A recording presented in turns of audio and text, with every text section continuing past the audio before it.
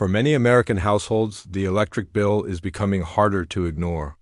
It arrives every month and covers the basic operation of the home: lights, refrigeration, air conditioning, heating, appliances, remote work, and daily routines. When electricity gets more expensive, it is not a one-time increase. It becomes a recurring pressure in the household budget. And that pressure may continue before many new power projects are actually finished. In April 2026, the Bureau of Labor Statistics reported that the electricity index rose 2.1% in 1 month. Over the 12 months ending in April, electricity was up 6.1%. In May 2026, the U.S. Energy Information Administration forecast that residential electricity prices would increase 5% in 2026 and continue rising in 2027, though at a slower pace. For households, electricity is no longer just a background utility cost.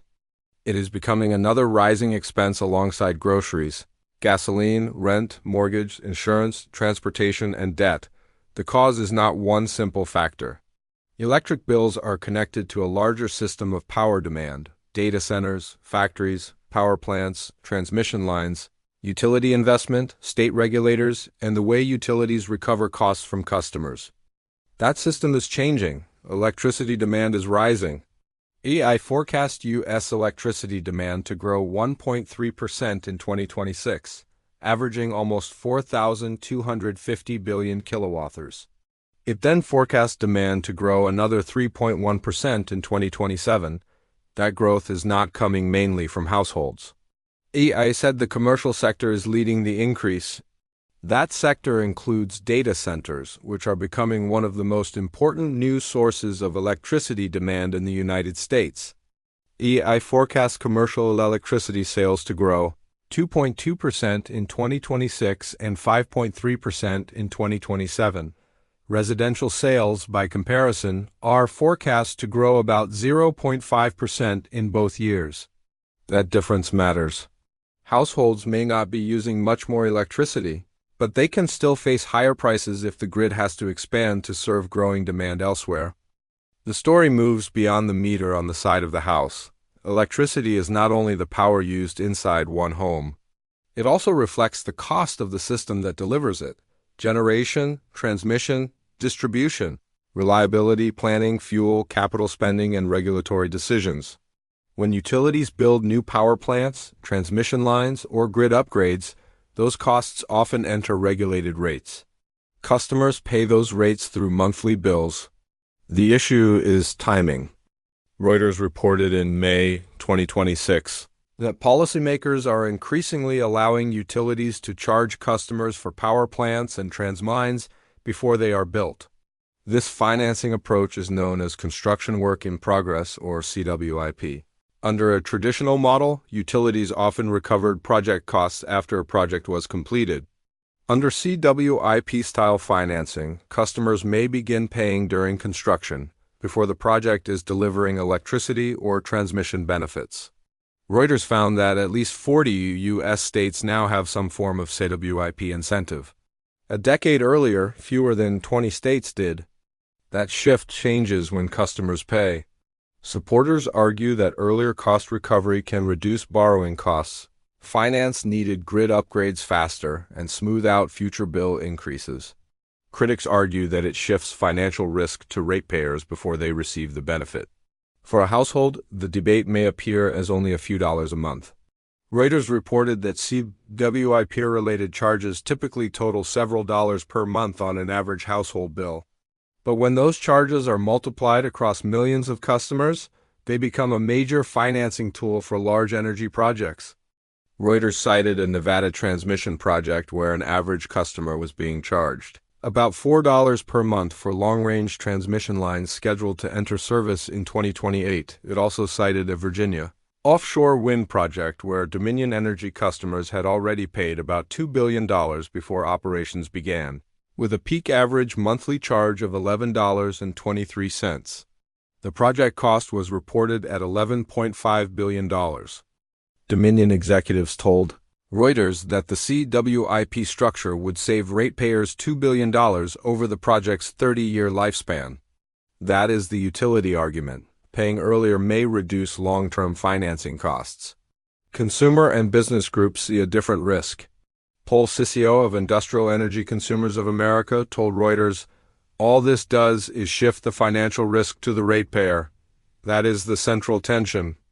The country needs more electricity infrastructure. The question is, how much of the cost customers pay before the power arrives, and who carries the risk if projects cost more, take longer, or do not deliver the expected benefits?" This is not only about future projects. Electricity prices are already moving. BLS reported electricity rose 6.1% over the 12 months ending in April 2026. The IA forecast residential electricity prices would average 18.2 cents per kilowatt-hour in 2026. EIA also said prices are rising across the country, with the largest increases likely along the East Coast. For families, those numbers become monthly pressure. A higher electric rate can raise the cost of cooling a home in the summer, heating where electricity is used, running appliances, refrigerating food, charging devices, working from home, and maintaining ordinary household routines. For renters, the impact can be direct if they pay utilities. It can also be indirect if landlords face higher operating costs, though the exact pass-through depends on lease terms and local markets. For retirees and fixed-income households, a higher utility bill can be harder to absorb because income may not adjust quickly. For small businesses, electricity affects refrigeration, lighting, equipment, office operations, and customer-facing services. The higher power bill can narrow margins, especially for businesses that cannot easily reduce usage. Electricity demand is becoming a larger part of the story because new uses of power are growing quickly. In December 2024, the Department of Energy released research from Lawrence Berkeley National Laboratory showing that U.S. data centers used about 4.4% of total U.S. electricity in 2023. The same research projected that data centers could use between 6.7% and 12% of total U.S. electricity by 2028. It also reported that data center electricity use rose from 58 terawatt-hours in 2014 to 176 terawatt-hours in 2023. By 2028, it could reach between 325 and 580 terawatt-hours. Those projections have a wide range and should not be treated as a precise outcome, but they show why data centers have become a major issue in electricity planning. The data center story is not only about technology companies. It is about power demand, grid planning, and cost allocation. If large new users require new generation, transmission, substations, or reliability spending, regulators and utilities have to decide how those costs are shared. The policy question is whether ordinary ratepayers end up paying for infrastructure built partly to serve large new loads. That question is already visible in the PJM region. PJM is the largest U.S. grid operator by data center demand exposure in Reuters reporting.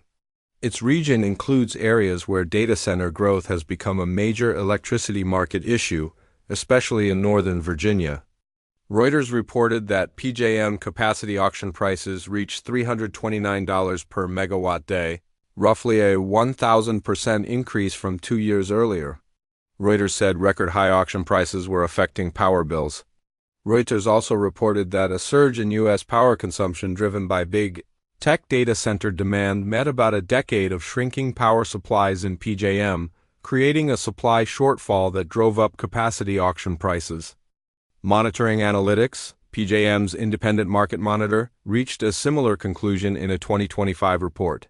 It said data center load growth was the primary reason for recent and expected capacity market conditions, including forecast load growth, tight supply-demand balance, and high prices.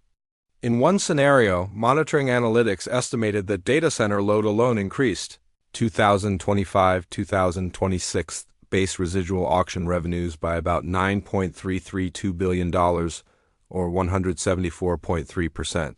Those numbers are regional. They should not be treated as a national average. PJM has its own market design, supply conditions, and demand pressures. But PJM shows how electricity demand can move through a market and reach homes and businesses. A data center does not need to be next door to affect the grid.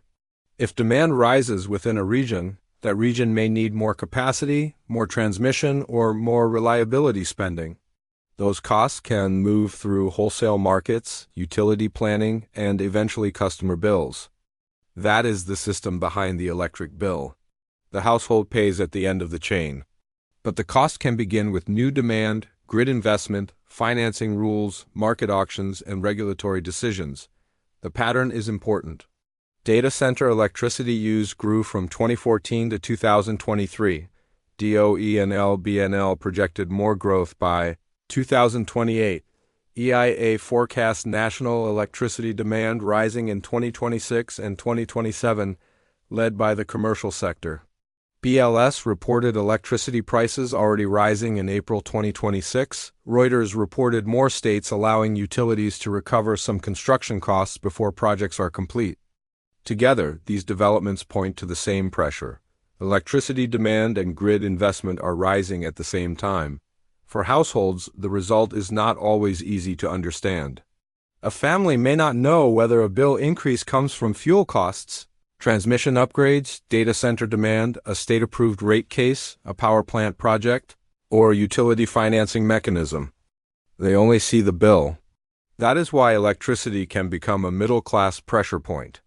The cost is recurring, difficult to avoid, and tied to systems most households do not control. A family can turn off lights, adjust the thermostat, and use appliances more carefully. It cannot control regional capacity markets, utility capital spending, state regulatory decisions, or the pace of data center growth. This does not mean every electric bill increase has the same cause. Electricity costs vary by state, utility, rate structure, usage, weather, fuel mix, infrastructure needs, and local regulation. Data centers are an important part of the current story, but they are not the only reason bills rise. Aging infrastructure, reliability needs, generation costs, transmission expansion, natural gas prices, renewable integration, project delays, and industrial demand can also matter. The verified story is not that data centers alone are making every bill rise. The verified story is that electricity demand is rising, commercial sector growth is leading, data center load is becoming more important.